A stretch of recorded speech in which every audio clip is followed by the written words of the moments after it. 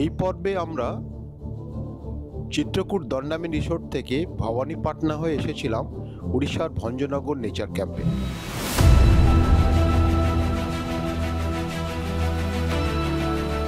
তো এরপরে আমরা বেরিয়ে যাব এখান থেকে।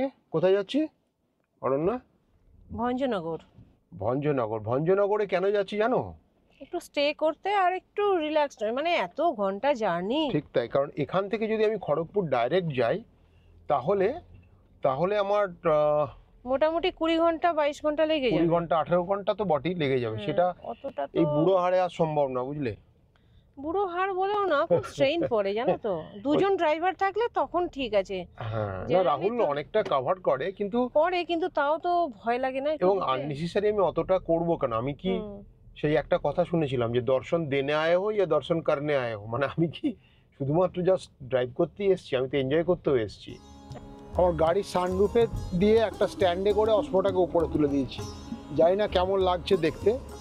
রাহুল গাড়ি চালাচ্ছে একেবারে পুরো নর্থ বেঙ্গলের মতো, একেবারে ঝকঝকে রাস্তা। লং রুটে গাড়ি চালাতে চালাতে অনেক সময় দেখবেন আপনার সামনে একটা গাড়ি অনেক সময় ধরে আপনার সঙ্গী হয়ে যায়। তখন কীরকম একটা মনটা ভালো হয়ে যায় যে আমার সঙ্গে সঙ্গে চলেছে, কিছুই না, তবুও সেরকমই আমার এই সামনের যে গাড়িটি, এটা একটা i20 অ্যাক্টিভ, এই মোটামুটি আমার মতো স্পিডেই চালাচ্ছে। সেই জন্যে মনে হচ্ছে যেন দুজনে একসঙ্গে একই জায়গায় যাচ্ছি। বলছি চতুর্দিক অন্ধকার হয়ে আসছে। এটা কিন্তু এই জন্য নয়, এটা হচ্ছে বৃষ্টির জন্য অন্ধকার হয়ে আসছে। হ্যাঁ, কিন্তু ভালো লাগছে যেতে, সেটা খারাপ লাগছে না। এবার তো আমাদের সঙ্গী হলো বৃষ্টি। বর্ষাকালে বেরিয়েছি, বৃষ্টি তো হবেই। আসলে বর্ষাকালের মজাটা হচ্ছে এই দেখো জঙ্গলগুলো, এই যে পাহাড়গুলো, হ্যাঁ, যে পুরো জঙ্গলে ঘেরা, যেটা ওই সবুজ ব্যাপারটা অন্য সময় পাওয়া যাবে না। সবুজ আর সবুজ। একটা শার্প বেন্ড আছে, জানি না কতটা দেখতে পাচ্ছেন। শার্প বেন্ড মানে একদম 180 বেন্ড বলতে যেটা বোঝায়, 90 নয়, 180 বেন্ড।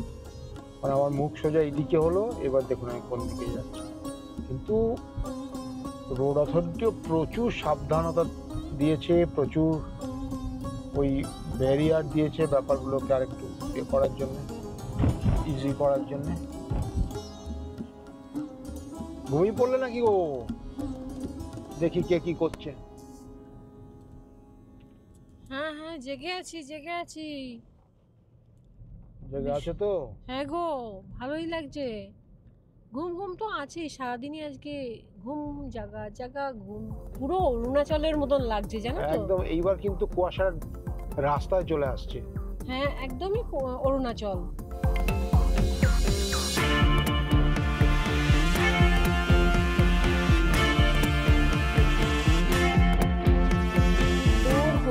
চারিদিকে বাঁদর বসে আছে না? হ্যাঁ, আর নানান রকম অদ্ভুত সুন্দর করে পোজ তাদের।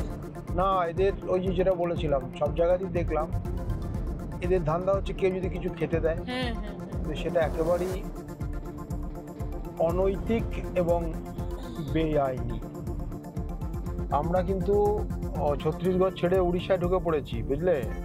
দেখলাম গো, হিন্দি লেখা থেকে উড়িষ্যার যে ভাষা, সেই লেখাগুলো হঠাৎ করে চোখে পড়লো, সেই গোল।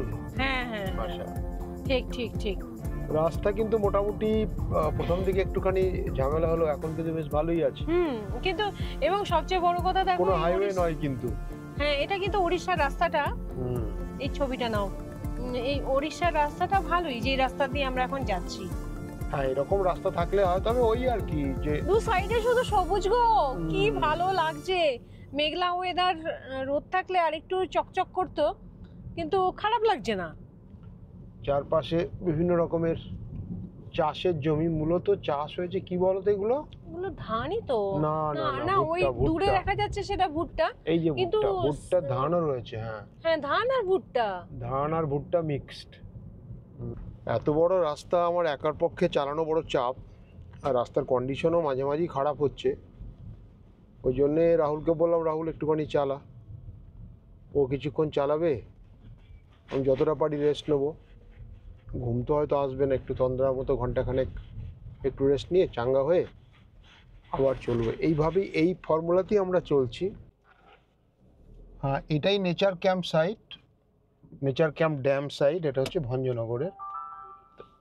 এইটা নিয়ে আমি এবার এই গেটটা খুলে এবার আমাকে বললো সোজা চলে যেতে। গাড়ি নিয়ে যাওয়া যাবে? হ্যাঁ হ্যাঁ বলেছে তো যে গাড়ি চলে যাবে, ওই ওই যে রাস্তাটা আসছে, ওই যে লোকটি আসছে না ওইখান দিয়ে, ওদের সিধা নেই জানে। আচ্ছা ঠিক আছে, এবার ব্লক দিয়ে আমরা এসে পৌঁছেছি প্রায় 5:20 মতো বাজে।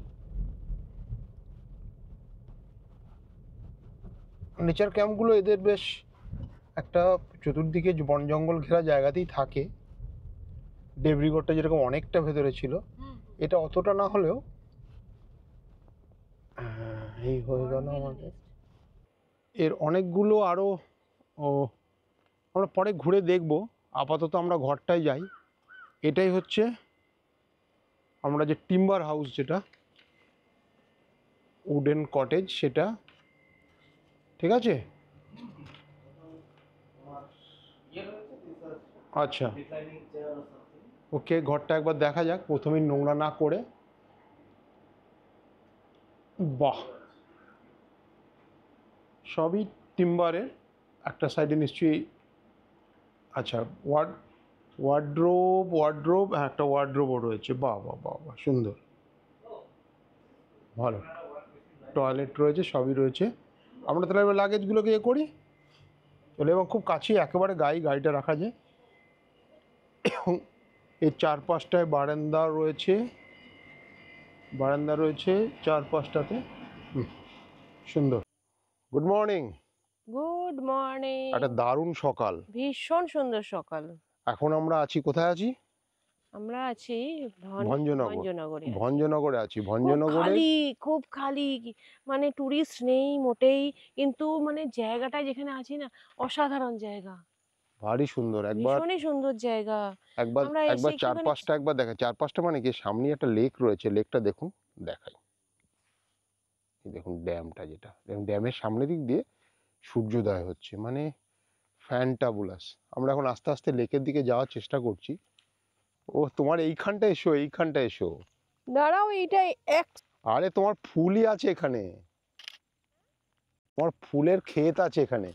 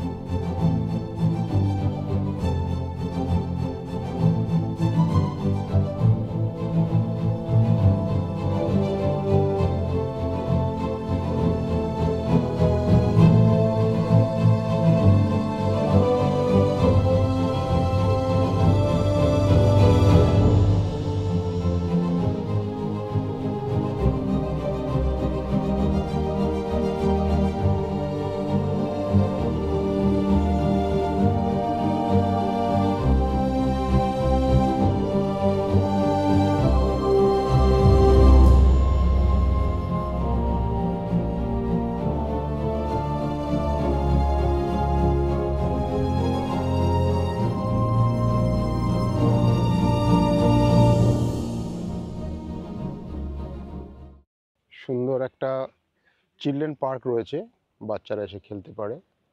আর এই সাইডটা দিয়ে হচ্ছে গাড়ি আসে, আমরা যেভাবে এসেছিলাম করে আমরা আছি হচ্ছে এই কটেজটাতে, উডেন কটেজ একটাই। আনা হয়ে গেছে, আচ্ছা যাই।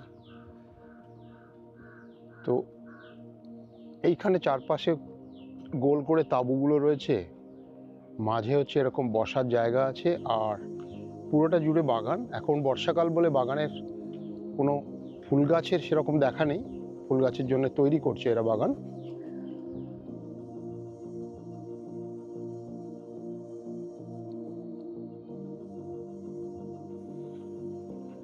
এই রাস্তাটা, আমার পেছনে যে রাস্তাটা রয়েছে, এই রাস্তাটা দিয়ে আমরা কালকে এসেছিলাম। বেশ সুন্দর বাঁশ ঝোপের মধ্যে রাস্তাটা, ভারী সুন্দর লাগছে দেখতে। দেখাই। এই রাস্তাটা দিয়ে পুরো পেভার ব্লকের রাস্তা, আর একদম বাঁশ ঝোপে ভর্তি।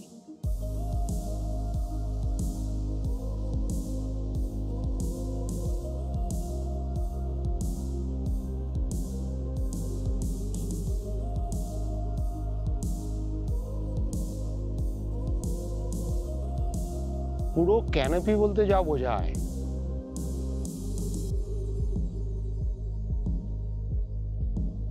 বাঁশের ক্যানোপি। শরতের মেঘ ঘুরে বেড়াচ্ছে, ফ্যান্টাস্টিক।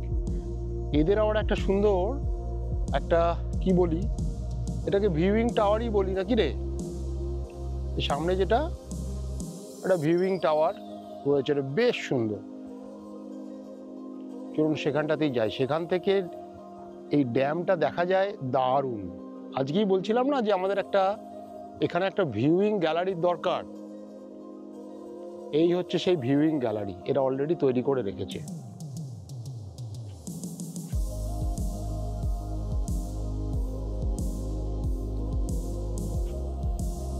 অসাধারণ। বলছি কেমন লাগছে অরণ্যা? ভীষণ সুন্দর। আমি তো দেখছি ওইখানে একটা পাখি উঠছে কিছু, ওটা চিল উঠছে, তাই না? ওই দেখো ওইদিকে ওই যে চিল হ্যাঁ, উঠছে, হ্যাঁ, চিলের ওটা চিল। ওই রকমই ব্রাহ্মণী কাইট, ওই রকমই জিনিসটা ব্রাহ্মণী কাইট দেখা যাবে। ওই দিকটা দেখো, দেখেছো ওপাশটা? খুবই সুন্দর জায়গা। ও বসবে, কাছাকাছি এসেই হয়তো বসবে বসবে বসবে। চিলগুলো মানে এখানে জাস্ট বসে বসে ওই দিকটা যদি তাকাই আমি, দেখা যাক ওই দিকটা।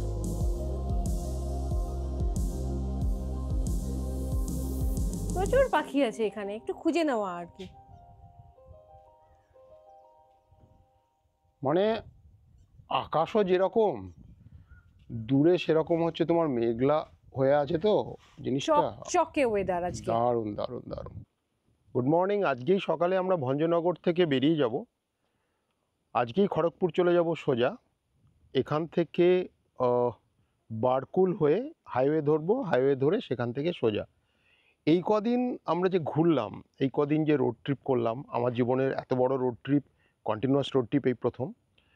তো তাদের সবচেয়ে যে বিশ্বস্ত সঙ্গী, যে আমাকে পুরোটাই সাথ দিয়েছে, তার সঙ্গে এখন আপনাদের আলাপ করানো হয়নি।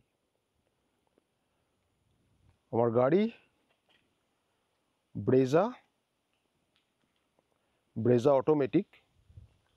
অসাধারণ অসাধারণ অসাধারণ বললে কম বলা হবে। তাহলে আমাদের এবারের মোটামুটি ট্রিপ শেষ। ট্রিপ এখনো শেষ হয়নি, এখনো 11 ঘন্টার একটা জার্নি বাকি আছে, তাই তো রাহুল? 11 ঘন্টা না কত ঘন্টা বলছে? 10 ঘন্টা বলছে, 10 ঘন্টা বলছে। যেতে যেতে কতক্ষণ দেখি। তো এখন বাজে হচ্ছে 7:30 সকালবেলা। 7:30 না, একটু আগে। যাই হোক, আমরা অ্যারাইভাল দেখাচ্ছে 5:41। মাঝখানে আমরা খাবো, এ করবো। আমরা যাবো হচ্ছে বারকুল হয়ে।